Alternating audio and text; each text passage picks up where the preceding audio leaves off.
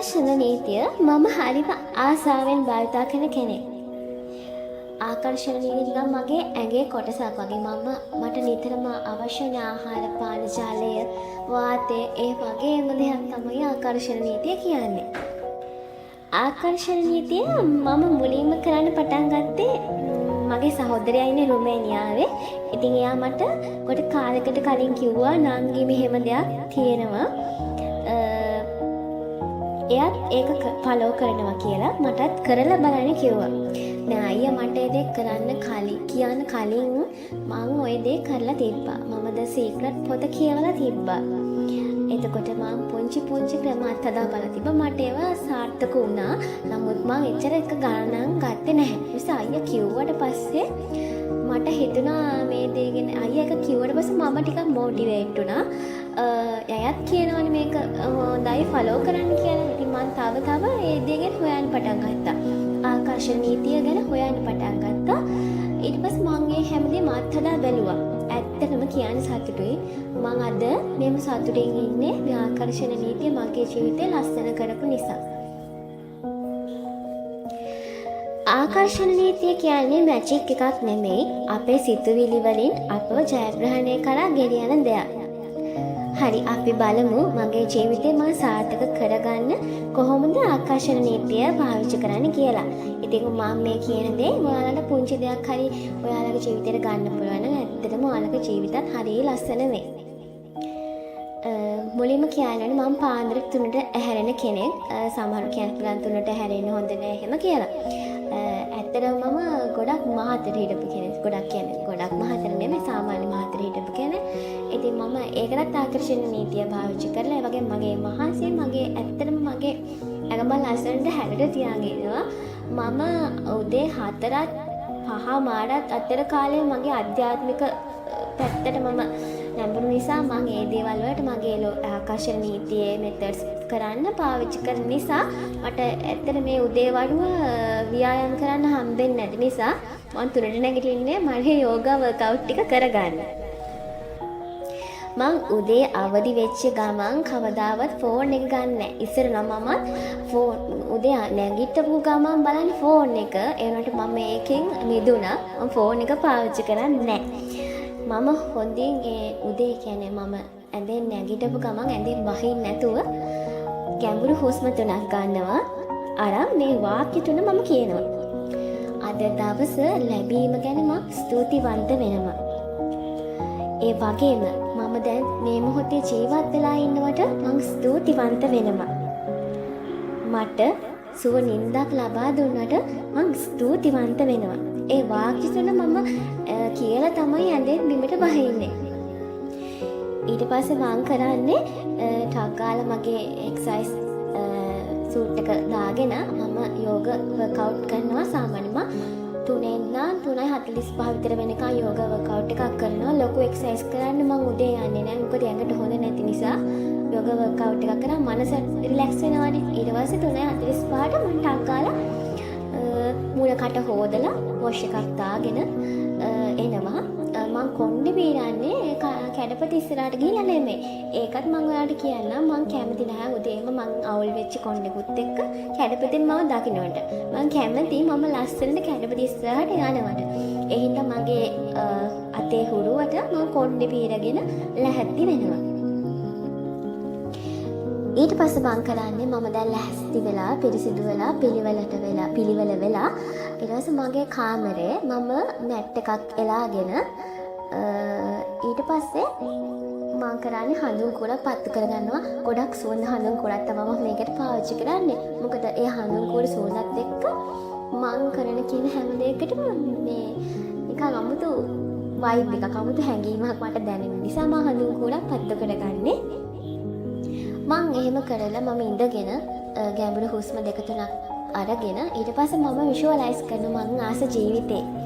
ඔයාලත් visualise කරන්න. ඔයාලා කැමති ජීවිතේ ඔයාලා කොහොමද ඉන්න කැමති, ඔයාලට මොනවද ඕනේ, ඔයාලා සතුටින් ඉන්න විදිය මම විෂුවලයිස් කරනවා. මම සාමාන්‍ය 4 ඉඳලා 4යි කාලෙ විතර වෙනකම් විෂුවලයිස් කරනවා.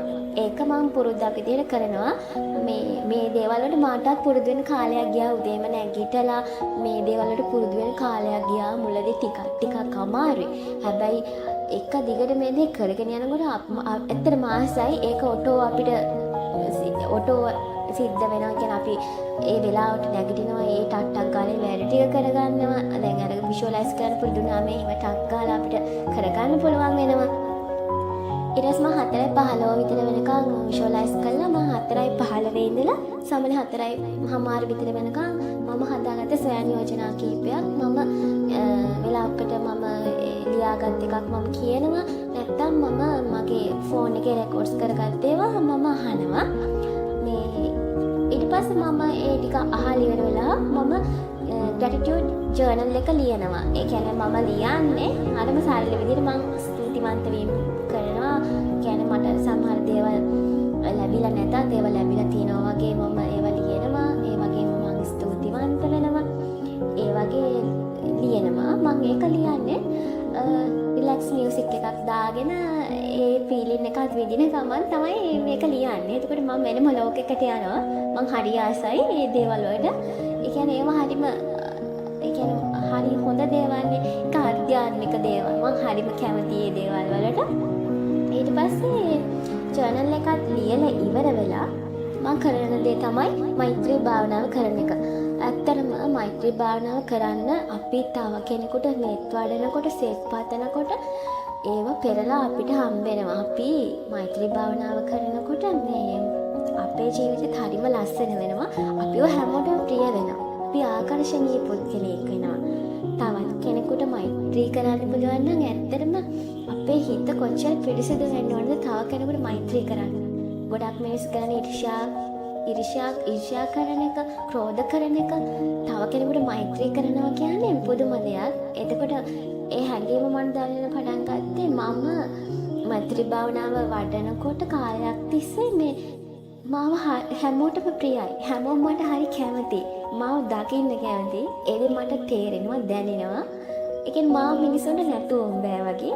එහෙම දෙයක් වුණා. ඉතින් අර සියලු සත්ත්වෝ නිරෝග වෙත්තා, නිරෝගී වෙත්තා කියන වචන ටිකේ වුණත් හරිම කියන්නේ හිතට සහනයක් දැනෙන දේවල් තියෙනවා.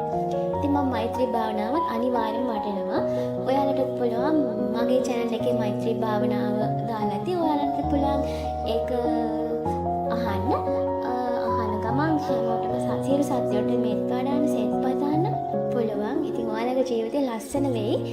කාලයක් කරනකොට ඔයාලට කියන්නේ මෛත්‍රී භාවනාව. එතකොට ඔය visualize, relax music ඔය මම ඒ කරන හැම දෙයකම මගේ රූපේ පවා හරිම ලස්සන කියලා මට මාස හිතෙන විදිහට රූපේ සකස් වෙනවා. මගේ ශරීරයේ පැහැපත්කම ඇති වෙනවා. ඇඟේ ලේ පිරිසිදු වෙනකොට මිනිස්සෙගේ ඇත්තටම ශරීරේ පැහැපත් වෙනවා. ඉතින් මම මේ දේවල්ට කියන්නේ මම හැබැයි වෙලා ඉන්නේ. බොරු කියන්න ඕනේ නෑනේ. හරි මාසාවෙන් කරන්නේ. මගේ ජීවිතේ ප්‍රතිඵල තියෙන දේවල්. ඉතින් ඒවා මම හරි මාසාවෙන් කරන්නේ. මේ ඔක්කොම කරලා ඉවරලා තමයි අර මම ලස්සනට ඉන්නවනේ මේ මොහොතේ. මම ඊට පස්සේ තමයි කැඩපත ඉස්සරහට යන්නේ. කැඩපත ඉස්සරහට ගිහිල්ලා පිළිවෙලට සංසුන්ව ඉන්න මම දැකලා මම සතුටු වෙනවා. ඒ කියන්නේ මම ලස්සනට දකින්නවා. මම ඇස් වලින් මාත් එක්ක කතා කරනවා, hina වෙනවා. එතකොට මගේ කැඩපතේ මගේ කීපයක් අහලා තියෙනවා. මම මිරර් ටෙක්නික් එක ඔයාලට කියලා දෙනකොට මම ඒක කියලා දෙන්නම්.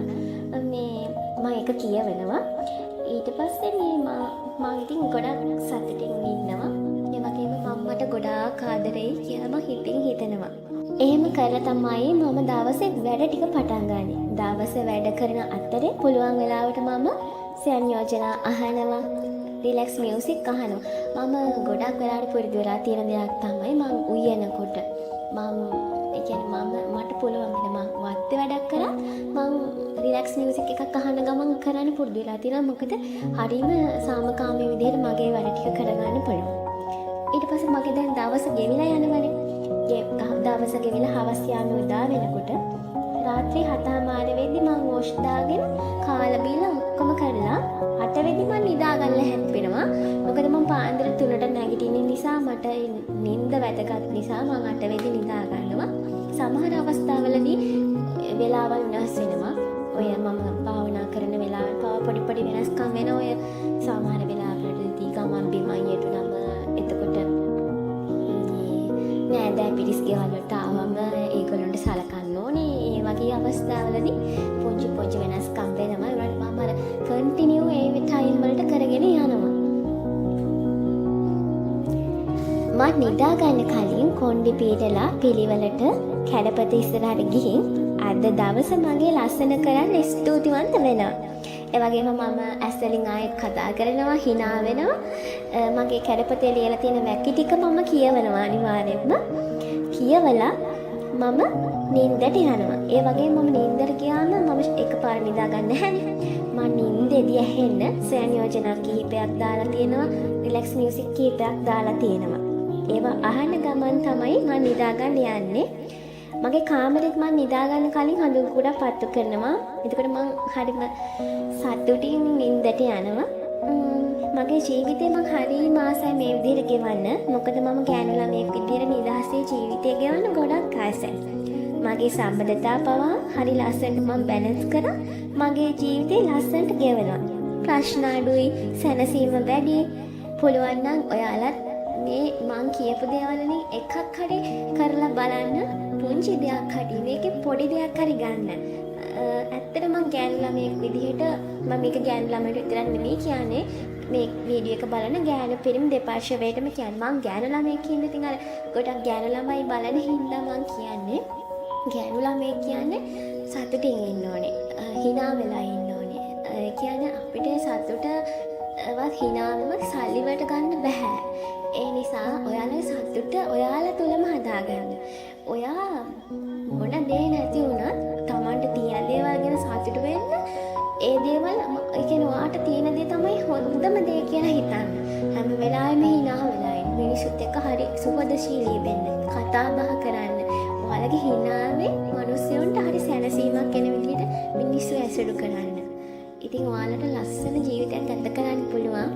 මම මේ කියපු දේවල් ඔයාලත් ඉතින් ආදර්ශයට ගන්න එකක් දෙකක් හරි කමක් නැහැ කරලා බලන්න. කරලා බලලා ඔයාලට ප්‍රතිඵල තියෙනවා නම් මගේ වීඩියෝ එක යටින් කමෙන්ට් කරන්න. මම ආසයි ඔයාලගේ කමෙන්ට් කියවන්න. ඉතින් මේක එක දවසක් දෙකක් කරාට කියලා ප්‍රතිඵල එන්නේ නැහැ. මේක ඔයාලා දීර්ඝ කාලින පුරුද්දක් විදිහට කරනවා නම් තමයි ප්‍රතිඵල එන්නේ. ඉතින් අදට මම ගිහින් එන්න මම වීඩියෝ අරන් එන්නම් ඔයාලට ආකර්ෂණ නීති මෙතඩ්ස් ගැන මම දිගටම වීඩියෝ අරගෙන එනවා.